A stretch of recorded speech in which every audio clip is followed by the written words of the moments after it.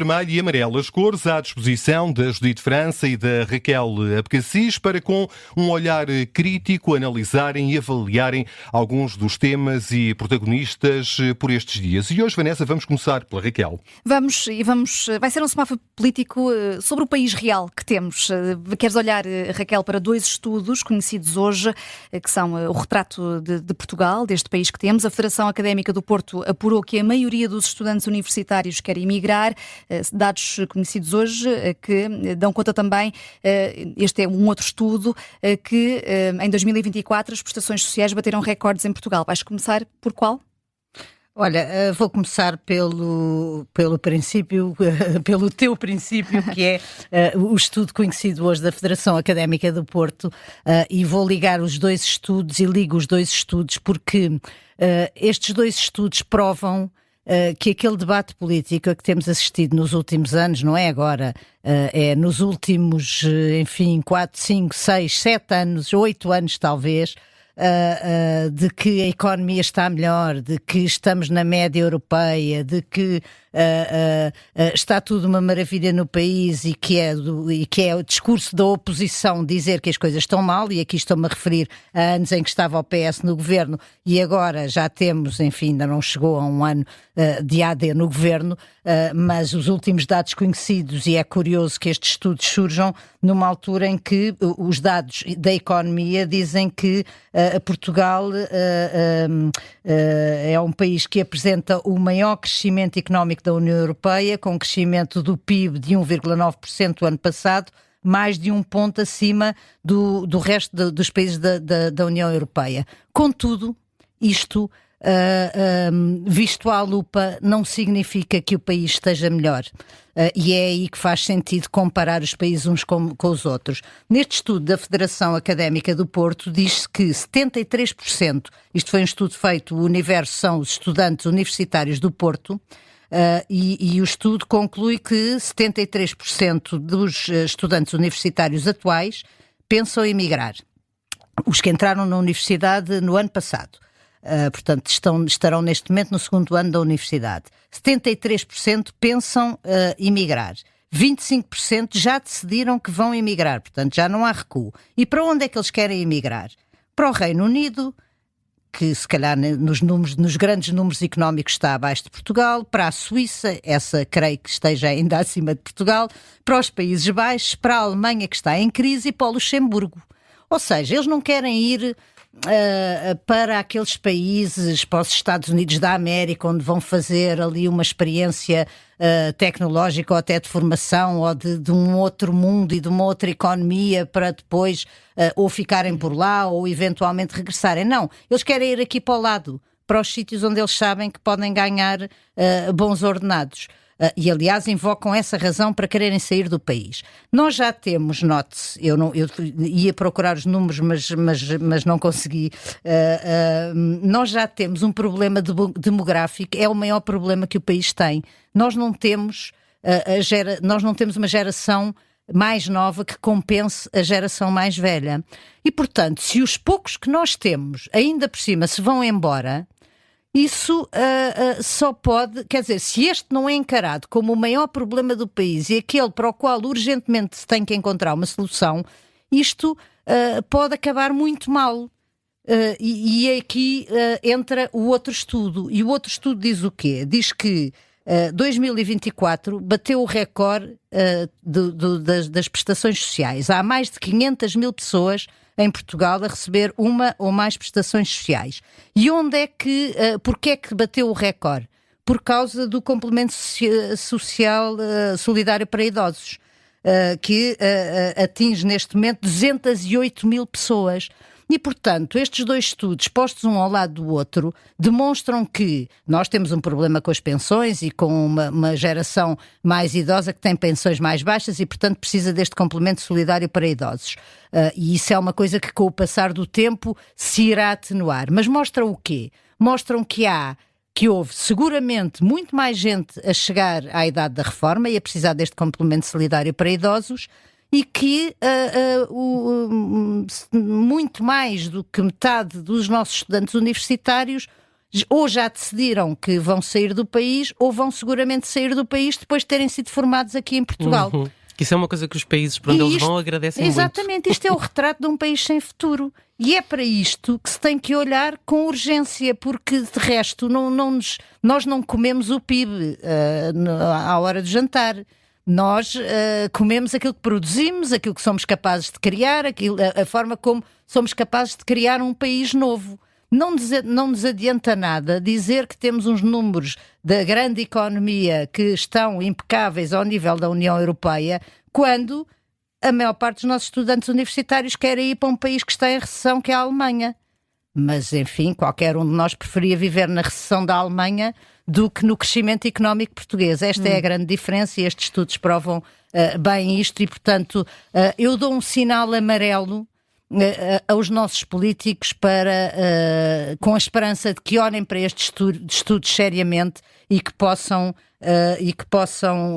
finalmente tomar medidas, olhar para isto e tentarem encontrar políticas que possam resolver este problema, que é um problema que está aqui, não é um problema de futuro, é um problema que já está aqui na esquina. Judite França, queres acrescentar alguma nota? Há pouco estava a Raquel a falar dos países para onde vão emigrar estes jovens. Estes jovens vão emigrar para esses países com uma formação excepcional feita em Portugal, porque a nossa formação académica é muito boa, e vão emigrar ficando de borla aos países para onde vão. Mas nós pagamos essa educação. E nós ainda aqui hoje pagamos essa o Ministro da Educação anunciou mais vagas em cursos de medicina e na área da educação, até por acaso. Não, mas depois formamos esses jovens e provavelmente podem emigrar depois. É verdade, o estudo diz, era outro dado que eu tinha apontado aqui, o estudo diz que a verificar-se esta saída de jovens significa uma perda de 2 mil milhões de euros anuais para o país. Significativo e fazer singular. as contas. Sim. Judite França, tu queres, numa semana marcada pela acusação do processo do Tutti Frutti, em tom de balanço, pretendes olhar para as consequências ou falta delas de quem decidiu não deixar os cargos? Porque o PSD decidiu dar indicação de que não quer acusados nas listas para as autárquicas, para as eleições autárquicas. Serão as concelhias e as distritais, no entanto, a validar os outros órgãos locais, nomeadamente as juntas de freguesia. E estamos a falar em órgãos onde estão envolvidos alguns daqueles que estão agora acusados no processo do Tutti Frutti. Portanto, os acusados não entram nas escolhas das câmaras e das assembleias municipais, porque isso a sede nacional não deixa, mas nas juntas de freguesia já não é assim. Sendo que há, mais de 3 mil freguesias, portanto, percebo que não deve ser fácil fazer, digamos que, esse rateio nas 3.090 freguesias, acho eu. O problema é que essas pessoas, nomeadamente no PSD, Lisboa e Sovesse, essas pessoas que estão, por exemplo, na junta de freguesia da Estrela, por exemplo, é a mesma pessoa que é presidente da Conselhia do PSD Lisboa. Luís Newton. Luís Newton. Ou então temos, por exemplo, no caso de Ângelo Correia, que deixou o lugar de vereador. Não é Ângelo Correia, é Ângelo Pereira. Ia só interromper para dizer que o Luís Newton está em fim de mandato. Está em fim de mandato na junta de freguesia, não na Conselhia. Mas nada o impede de ser candidato, caso a Conselhia decida a uma outra junta de freguesia. Ou uma outra junta de freguesia. Pode até não ser candidato a presidente, mas pode estar na lista, não é? Se for o próprio a decidir, e se forem, digamos, aqueles que estão na sua lista à Conselhia a decidir, torna-se mais fácil que ele entre noutra lista qualquer, não é? Isto estava a dizer no caso de Ângelo Pereira, que é líder da distrital. Portanto, enfim, percebemos mais ou menos que quando se diz que, quando a sede nacional diz estas pessoas, ou pessoas que são acusadas em qualquer processo, não tem que ser no Tutti Frutti, não vão ser candidatos autárquicos às câmaras e assembleias municipais, é uma coisa. Mas depois há muitos outros órgãos locais, a Junta de Freguesia, a Assembleia de Freguesia, aí a sede nacional já não mete a mão. Sendo que seria estranho que essas estruturas locais subvertessem aquilo que é o princípio geral definido pela direção do partido, não é? Não, porque, por exemplo, aqueles que estão agora na Junta de Freguesia da Estrela, que é o caso de Luís Newton, não se demite desse cargo e demite-se do cargo de deputado onde, que se saiba, não cometeu nenhuma ilegalidade. Portanto, da mesma forma, ouvimos o secretário-geral do PSD, Hugo Soares, numa entrevista à SIC Notícias, dizer: resolvi o problema muito rapidamente no grupo parlamentar. Então, e o resto?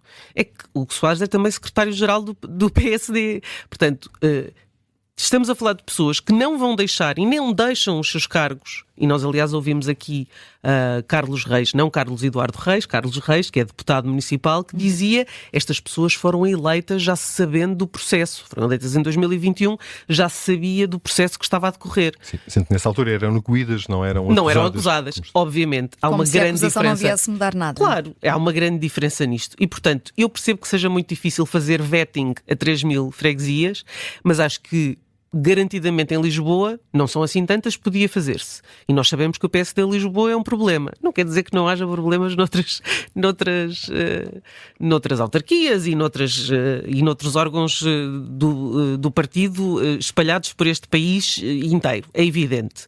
Agora, estamos a falar de autarcas e de deputados municipais e deputados à nação também, mas não foi nesse caso que elas foram apanhadas nas escutas, por exemplo. Que andaram a distribuir empregos e cargos aos amigos e adjudicações a empresas e a pessoas que depois pagariam esses favores, etc.